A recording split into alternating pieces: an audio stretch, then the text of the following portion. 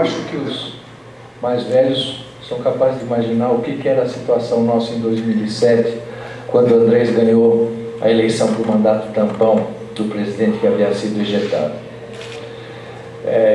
Naquele turbilhão de desacertos que a gente encontrou, a primeira semana que eu cheguei, o Andrés disse: olha, nós não vamos sair daqui sem resolver o problema da casa própria do Corinthians e ganhar a Libertadores.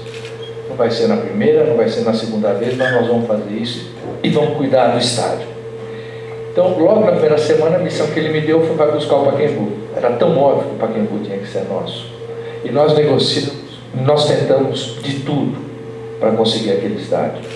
Infelizmente, não tivemos a compreensão do prefeito e depois de 2 anos de batalha, a gente estava sem nada. E começando o ano do centenário, e o Andrés insistia muito nisso. Nós não podemos chegar na festa sem estar com esse problema resolvido. Agora que o estádio está lá, lindo, maravilhoso, eu continuo tendo sentimentos conflitantes dentro de mim a respeito disso. Acho que a melhor imagem é a seguinte: eu me sinto como alguém que estava num casamento perfeito, de muitos anos, e de repente, desgraçado do médico, deixa o doente, minha esposa morreu. Desvairado, eu vou atrás de uma gatinha para me consolar, casei com ela, linda de morrer, etc. Mas eu não esqueço a primeira mulher. E esse é o Pacaembu e o Itaquera. A ligação que a gente tinha com o Pacaembu era muito forte. E quando veio a desfeita de não nos conceder o estádio, nós fizemos um estudo para realmente escolher uma localização ótima, e foi surpreendente. Itaquera tem virtudes enormes, ele tem um poder de atrair corintiano muito grande, e a classe A não vai abandoná-lo, mostrava a pesquisa. Bom, aí tudo teve que ser reformulado. A gente ia fazer o estádio mais lindo do Brasil, o estádio mais elegante, mais monumental, mais confortável. Então tinha que ser o melhor escritório de arquitetura do Brasil. Segundo, o Corinthians não abria a mão de fazer o projeto. Se vocês olharem todos os outros, a empreiteira leva o projeto para o clube. Aqui não, vocês viram como a gente brigou por isso. Esse projeto é a nossa cara. Ele é tão parecido com o Pacaembu quanto dá para ser com 70 anos mais jovem. Segunda coisa que o Andrés impôs, e que foi uma guerra, e só nós temos isso, é que esse estádio teria que ser gerido por nós. Nós íamos nos endividar, nós sabíamos que ter que pagar isso ao longo do tempo, mas da gestão a gente não abria mão.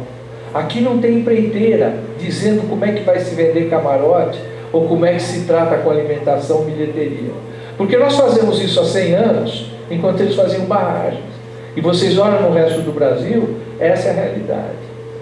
Agora, ao mesmo tempo em que a gente lutava por cada centavo para esse estádio sair por metro quadrado mais barato do Brasil, a gente não abria mão de ter a melhor construtora para fazer. E aí o Andrés lembrou bem que a relação com o Odebrecht foi muito atritada por essa exigência do Brasil. Nós queríamos a melhor construtora, mas para pagar preço de autoelétrico Fonfon, uma construtora de fundo. E é óbvio que isso tinha que dar a divergência que a gente teve ao longo de todo o tempo de construção. Mas com muita lealdade, com muita dignidade, muito trabalho. Se vocês imaginaram que o Paulo comeu, dentre todos esses que estão nessa mesa, vocês vão entender a beleza do processo todo. De como é que você consegue, de um clube que tem 0 crédito, que estava nas páginas policiais há 6 anos atrás, ser o único que conseguiu construir um estádio mais bem acabado, mais bem construído do Brasil. Essa é a nossa mágica. E isso é o que faz a gente diferente. Não tem limite no que a gente sonha. E não tem limite no que a gente consegue alcançar quando tem uma liderança como nós tínhamos com o Andrés e a vontade de todos os torcedores por detrás. Eu só posso agradecer pela história ter me colocado ao lado dele nesse momento para ajudar um pouco na viabilização desse sonho tão maravilhoso da nossa família. Muito obrigado.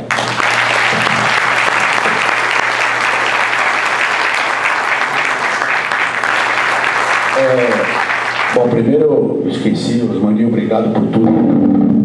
Obrigado por tudo. E queria uma salva especial, porque todos os atritos, todas as divergências que nós tivemos, tinha um cara que ficou lá no meio, que ele não sabia, ele não caiu, porque ele sempre balançava para um lado e para o outro, que é o Ricardo Corrégio. O meu muito obrigado pelo Corinthians, por tudo. Levanta, porra. Eu acho que todo mundo é merecedor aqui, mas eu acho que o conflito interno, o maior de todos, era do Ricardo, pelo corintianismo que ele tem e pela dedicação que ele tem no Aldebrecht, um futuro enorme no Aldebrecht. Então, meu parabéns aí por tudo e por nós tudo aqui. Desculpa alguma coisa.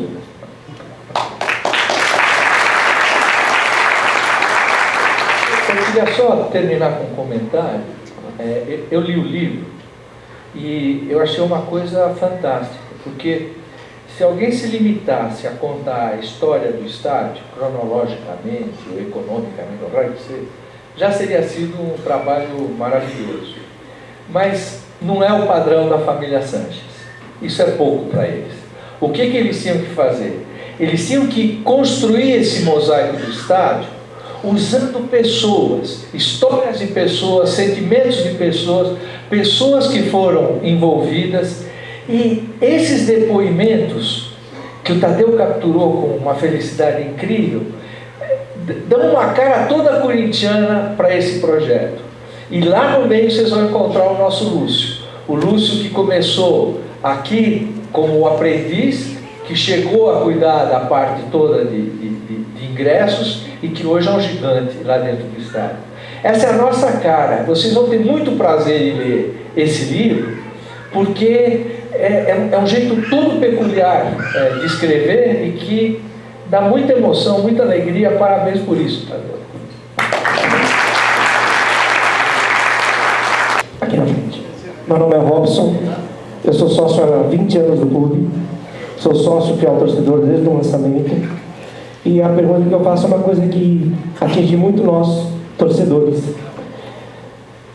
Muitos jornalistas cobram da diretoria profissionalismo, mas muitos jornaleiros insistem em chamar a obra de Itaquerão, nada contra Itaquera, nada contra nenhum lugar do mundo, mas contra jornaleiros. Eu chamo de jornaleiros porque eles querem simplesmente vender notícia, atingindo a nação corintiana. Como que você, uma pessoa que vive dando palestras, que é um profissional renomado, vê esses jornaleiros que insistem em chamar a obra de Itaquerão? Porque eu acredito que profissionalmente todos os releases que eles recebem do estádio, o nome vai Arena Corinthians. Eu acho que eles nunca devem ter recebido oficialmente o nome Itaquerão, mas eles insistem em chamar. Eu acho que qualquer pessoa pode dar qualquer tipo de apelido jocoso, como nós damos para a casa dos outros também. Porém, profissionalmente nós não podemos chamar nada jocosamente como eles insistem em fazer. Obrigado. Acho um ponto muito válido e gostaria de enfatizar o seguinte: nem toda a imprensa faz isso. Por exemplo, o Lance Trato Corinthians, com todo respeito, nunca chamou de outra forma que não fosse Arena Corinthians. E aí eu acho importante enfatizar o seguinte: desde o primeiro dia, o Andrés e eu somos absolutamente intolerantes contra o apelido Itaquerão. Por quê? Porque nós temos um estádio caro para pagar e nós precisamos aí uns 400, 300, 400, 500 milhões, quanto der, como name right, e se o estádio já tivesse um nome, perderíamos a possibilidade de vender. Eu acho que essa luta foi vitoriosa. Por quê? Porque apesar dos, como você diz, jornaleiros, o corintiano se sente indignado quando eu falar em Itaquerão. Então o apelido não pega enquanto a gente não assumir. Apelido é uma coisa carinhosa e depende dos usuários participarem disso. Então o que nós acreditamos é o seguinte: nós estamos às vésperas de conseguir um patrocínio, como tudo que acontece no Corinthians vai ser estonteante, e consequentemente esse nome, que é o que a gente quer, vai ganhar o fórum de batismo oficial do Corinthians. Assim ele vai ser chamado pela grande imprensa. O importante é a Globo chamar de Arena, qualquer que seja aí o grande nome, E você vai ver que no final ele vai ter esse nome, vai ter um grande contrato de patrocínio, vai ajudar a pagar as contas, e aí sim nós vamos começar a chamar ele desse apelido que ele tem. Obrigado.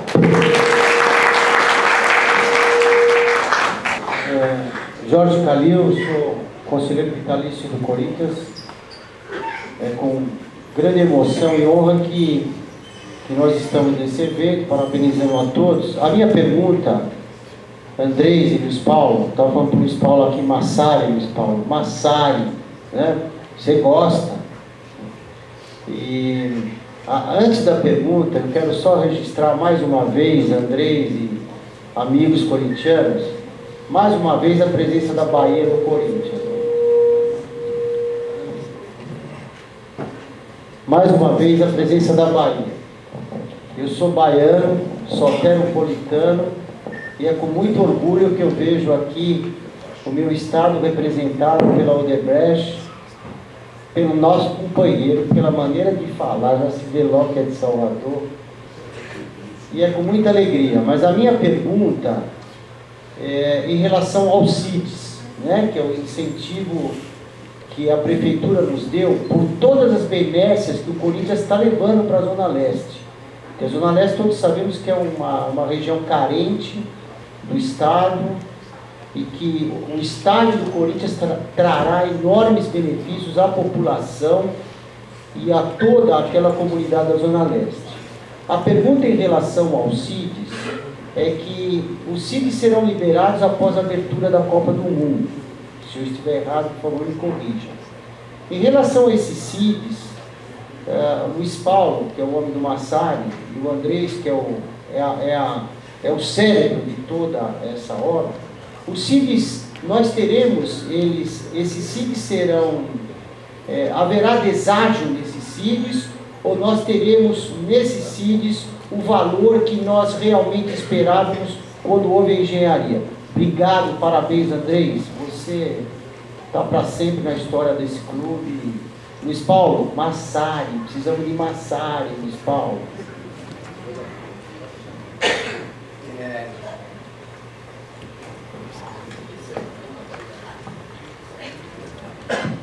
Eu acho importante esclarecer, de uma vez por todas, essa questão do subsídio, pelo seguinte: vocês se lembram que na festa do centenário nós não lançamos o estádio da abertura da Copa.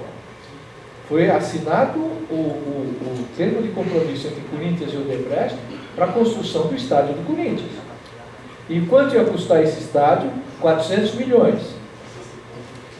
Eu não ia pagar os 50 nunca, era só 400, tudo bem. Vamos fazer 425. Então vamos dizer 425, ok? Pela lei vigente, eu não precisava de nada, não precisava de Copa, não precisava de abertura, não precisava de coisa nenhuma. A lei da Marta Suplicy dizia: qualquer investimento realizado na Zona Leste faz jus a 60% de CIDs sobre o valor do investimento. Ou seja, se fosse 400, nós faríamos jus a 240 milhões de CIDs. 240 milhões por estádio de 400. Que seriam pagos em 10 vezes, então, à vista do Cacau, teria um deságio de pelo menos uns 50%. Ou seja, o estádio do Corinthians ia custar 425, menos 120, 300 milhões. E o Corinthians ia receber os CIDs. O que nós fizemos? Nós fizemos uma benemerência com a cidade de São Paulo, com o estado de São Paulo, para que não perdesse a abertura da Copa. O que o Corinthians ganhou em fazer isso? Nada. Isso é muito importante. Nós não recebemos um tostão para fazer isso. Pelo contrário, nós abrimos mão dos 240 milhões de CID que a gente tinha direito, para que uma nova lei fosse criada, e criado um CID destinado exclusivamente a pagar a diferença entre o custo do nosso estádio e o custo de transformá-lo no estádio de abertura da Copa. Então, se há alguma coisa naquele estádio, é doação do Corinthians para que São Paulo tivesse a abertura da Copa. Além de toda a pentelhação que a gente teve, de ter que mexer nos oleodutos da Petrobras, de ter que fazer o Aníbal redesenhar todo o projeto, de ter que construir uma área gigantesca que complicou nossa obra, adiou a inauguração, nós pagamos para ter esse privilégio. Então, os CIDs que nós vamos receber, como eles são emitidos, quando ganha a Copa, isso vai ser transformado em cash, 420 milhões, nós vamos tratar de dar liquidez para isso e vai cobrir exatamente aquela diferença que a gente imaginava. Então, o projeto financeiro inicial está sendo cumprido na sua integridade. O que variou? Aquilo que foi apresentado no Conselho na última reunião. Teve uma parte de imposto que o governo deu um passa-moleque na gente, a isenção era do projeto. Se a gente começou a construção do projeto antes da regulamentação da lei, é óbvio que eu teria que ser retroativo ao início do projeto, nos deram uma bola nas costas. A gente fez algumas inovações, alguns acréscimos do Estado que encareceram, ainda que ele fosse um projeto de preço fixo, totalmente cumprido pelo Odebrecht. Então, aquela equação que parecia maluca, o juro de financiamento não nem conta com o custo, vocês não são economistas, o juro é juro, então, quando a gente lembra o que tentaram vender para a gente de sonhos, de ilusões, de falsidades em relação à possibilidade de construir estádio, de trazerem projetos em que não tinham nem o terreno, nem opção de venda, nem coisa nenhuma. E a gente tem conseguido construir o estádio mais lindo de todos que apareceram, numa equação financeira, numa complexidade, trazendo o melhor projeto possível, e com o Odebrecht a preço de série B, realmente para a gente estar se congratulando e não se lamentando, como a gente vê, como diz o Andrés. Uma hora dizem que o estádio custou o triplo, outra hora dizem que ganhamos ele de graça. Escolhe um jeito de bater na gente, mas está aí o estádio do Corinthians e com todos os compromissos honrados por terceiros.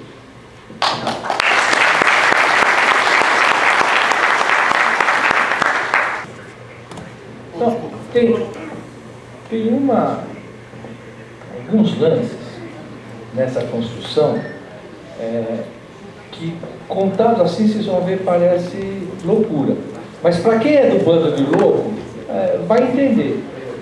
Por exemplo, quando foi feita a primeira maquete do estádio, então tinha sido usado na fachada um vidro de primeira qualidade, o melhor que se fazia no Brasil. E quando você via a fachada, era verde.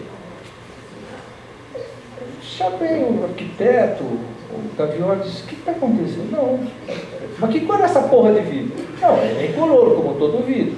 Mas no Brasil, quando você coloca um vidro desse tamanho, ele fica verde. Isso não vai ficar verde. Bom, aí o arquiteto, dedo duro, falou: na Bélgica tem vidro branco. Na Bélgica. Então vai trazer cada vidro da Bélgica, vai trazer cada vidro da Bélgica. Mas você já viu, não faz mal, a gente corta o custo do outro lugar, mas não vai ter a fachada do Corinthians, com o distintivo do Corinthians lá dentro, e o vidro ser verde. Então foi decidido com muita briga, muita loucura. O Odebrecht dava pulos, assim, como é que fomos nos meter com um bando de loucos desse, né? Mas, bom, vencemos, vai ser verde. Aí volta o novo desenho. E vem a maquete, lindo, transparente. O arquiteto olha e diz: mas não tem movimento. Qual movimento? É a fachada, está lá, firme como uma rocha. Não, mas no projeto nosso, a fachada é uma rede com gols ele tem que ter o movimento de uma rede no momento que a bola bate na rede, no gol. Como é que você quer fazer isso com vidro? Ele é o vidro. Não, vai. Aí Gabriel deu um pulo, falou: pera um pouco. Do jeito que nós projetamos, o teu vidro belga, que já é uma viadagem, o teu vidro belga, vão vir todos os pedacinhos iguais. São 200 metros por 30. Todos iguais. Se for fazer a rede do seu arquiteto, dessa bicha desvairada, cada pedaço de vidro tem que ser diferente do outro. É só numerar. Não, vocês não vão fazer isso. Não, nós vamos fazer. Nós passamos 100 anos para ganhar nossa casa. Ele agora vai ser monumental. Ele vai ter banheiro para tudo quanto é lado, com acabamento de shopping center, e ele vai ter sim um formato de rede. E se vocês olharem com carinho, vocês vão ver que a rede está lá. A Odebrecht reconhece, e a hora que tiver aquele símbolozão por dentro, bem onde a bola bateu na rede, nós vamos dizer: é nóis, viu?